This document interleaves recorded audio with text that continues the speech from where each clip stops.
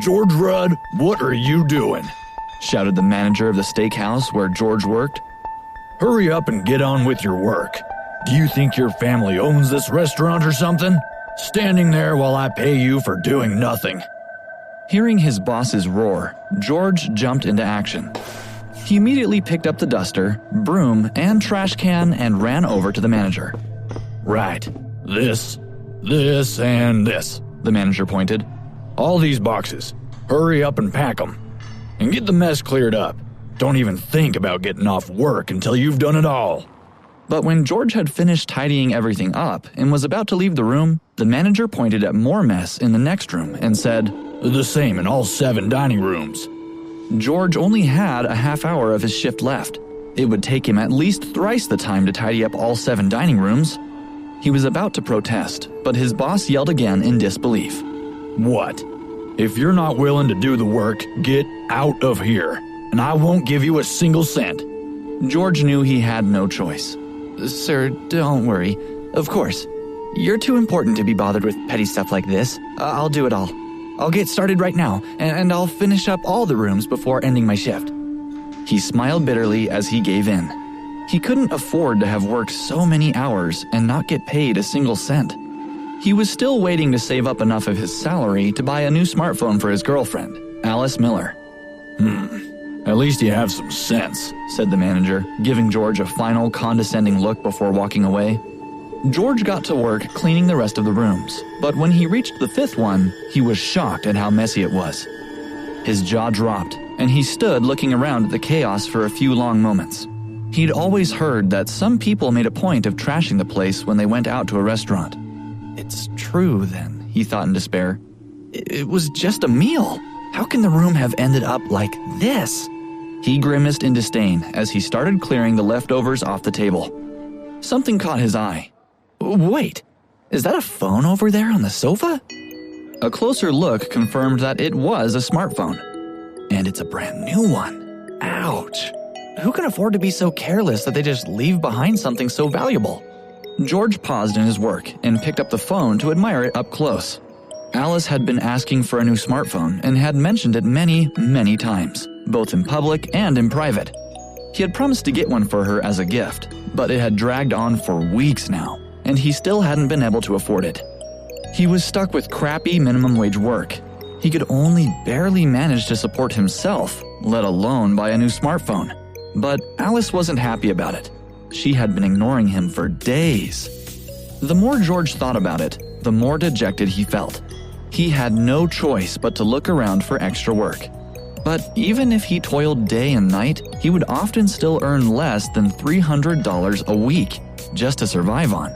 To buy the kind of phone Alice was after, he would need at least $1,000. He looked at the new smartphone in his hand. He was extremely tempted. It really wouldn't be difficult for him to take it. And if he gave this phone to Alice, she would be thrilled. She might even want to be close to me again, George thought, and his heart was filled with joy. No, what am I thinking? This belongs to someone else who accidentally left it behind. George had always considered himself to be a young man of integrity. He knew that the person who had lost their phone must be very anxious, and he couldn't bring himself to just take it. No, I'll take it to the front desk, he resolved. After the initial excitement of finding the phone, reason had returned to overcome greed. George quickly finished cleaning up the room and headed toward the front desk with the phone. My phone! He's got my new phone! A beautiful girl with an amazing figure shrieked, immediately attracting the gaze of everybody nearby. Wait, isn't that Maddie? This is her phone? She was one of the most popular girls at the nearby art school. He held out the phone awkwardly, walked over and handed it to her. This is yours? I just picked it up, and I was about to hand it in at the front desk, but as you're here, I can just give it right back to you. Ha! Just picked it up, she sneered. You expect me to believe that? Why did no one else pick it up? Only you. Let me see. Admit it, you were trying to steal it, right? She snatched the phone away from him and wiped it off with a tissue in disdain. Then she continued to insult him loudly in front of everyone. The restaurant manager was alarmed by the disturbance. He hurriedly ran over and asked, What's the matter? You're just in time. He stole my phone, but he won't admit it," Maddie said viciously, pointing at George. He panicked. Why would she wrongly accuse him so casually? He quickly started trying to explain to his boss. Sir, I didn't steal her phone. I picked it up from the sofa in dining room 5. It had been left there. I was about to hand it in at the front desk." "Don't listen to his excuses," Maddie said to the manager. "I know this guy. He's a student at Harrison U, and he's always struggling for money. This phone is brand new, and it's worth over $1,000. He must have been planning to steal it and sell it." She was determined for him to take the blame. Everyone was looking at George with disdain. "Maddie, why are you trying to get me in trouble? I didn't steal the phone," he said angrily. She was taking things way too far. Clearly showing his suspicion and mistrust, the manager turned to George with a hint of rage in his eyes. He proclaimed loudly, "That's it, George. Not only are you a lousy worker, but you're trying to steal from customers. Someone, get him out of my restaurant. And don't even think about asking for your pay packet." "Sir, please listen to me. I didn't steal her phone. I really didn't. Please, believe me." George pleaded as a security guard came over, grabbed him, and pushed him toward the door. He tried desperately to explain, but the manager didn't want to hear it. He was shoved out of the door by the guard while Maddie watched, her eyes mocking him. George wanted to go back into the restaurant to clear his name, but the security guard was standing in the doorway staring at him menacingly, so he had no choice but to leave in a sorry state. Ever since graduating high school, George had been cut off by his family and had been made to live independently. To support himself, he had no choice but to take menial jobs, study diligently, and live thriftily. He sighed sorrowfully. When will things start to get better? When George got back to his dorm room, one of his roommates, Matt, walked up to him and patted him on the shoulder. "George, your girlfriend has invited you to meet her out on the football field." "When?" George was overjoyed. Alice was finally taking the invitation to talk to him. It was such a nice surprise. "Look at how excited you are. Come on, hurry up and get going," Matt chuckled. Another roommate, Lex, said, "Maybe your little girlfriend has invited you to meet her at the field for a special reason." He waggled his eyebrows suggestively. I'm going, but I'm confused. I really thought Alice would still be in a bad mood with me today." "Back off, Lex," said Matt, who had started the commotion. He was George's closest friend out of all his roommates. "She picked a place where they can be alone. Let's try and leave him a bit of privacy, at least." But even their fourth roommate, Neil, who didn't even join in the banter, added his piece. "Come on, we're all thinking it, right?" From his expression, he seemed to be even more excited than George himself. George laughed shyly. "All right already. I'll just head over and see her. You're all reading way too much into this. I'm going now." She wants to meet me alone? He had no idea how to feel about it.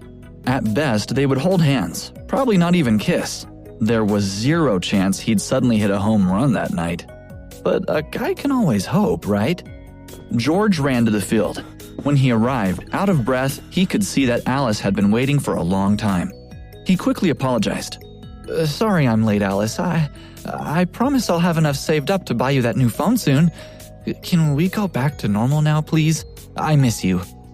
"Buy what? George, you've been talking about buying me a new phone for months. Do you even have any money? Because if you don't have the money to buy it, then stop pretending." After so many empty promises, Alice lost her cool whenever he mentioned buying the phone. It was such a mess. He nervously tried to take her hand. "Alice, listen to me. I'm trying my best to save money. I'll definitely be able to buy you a new phone soon. I promise." "You know what? Don't even bother. I'm breaking up with you." She sneered at his devastated expression. "Break up? But Alice, I swear, I'll be able to buy the phone for you really soon." His face twisted into a pained grimace as he tried desperately to convince her. Give it up already. We're done. George, I'm breaking up with you. Don't buy me a phone. I don't want it." She was getting more and more disgusted with the guy in front of her. She had been playing with him for such a long time, yet she hadn't realized that he had been playing with her too. The shame of being made to look like a fool made her feel sick. Seeing her callousness, George tried to convince himself that it was a good thing they were breaking up. But some part of him didn't want to just give her up. Babe, can you tell me why you're breaking up with me? Did I do something wrong? I'll change it, whatever it is. I promise I'll change. He tried to grab her hand, but she mercilessly shook him off. You want to know why? You're a thief, that's why. The story about him stealing Maddie's new smartphone had spread like wildfire around the entire campus. I don't want anyone to say that I have a thief for a boyfriend. Stealing things? It's just so embarrassing. George, you've really disappointed me. I'm ashamed of you. Her words were like lightning striking him. He was left utterly speechless. Seeing that he clearly had nothing else to say, Alice decided to leave. She sighed and shook her head as she turned to go. I finally got rid of that poor chump.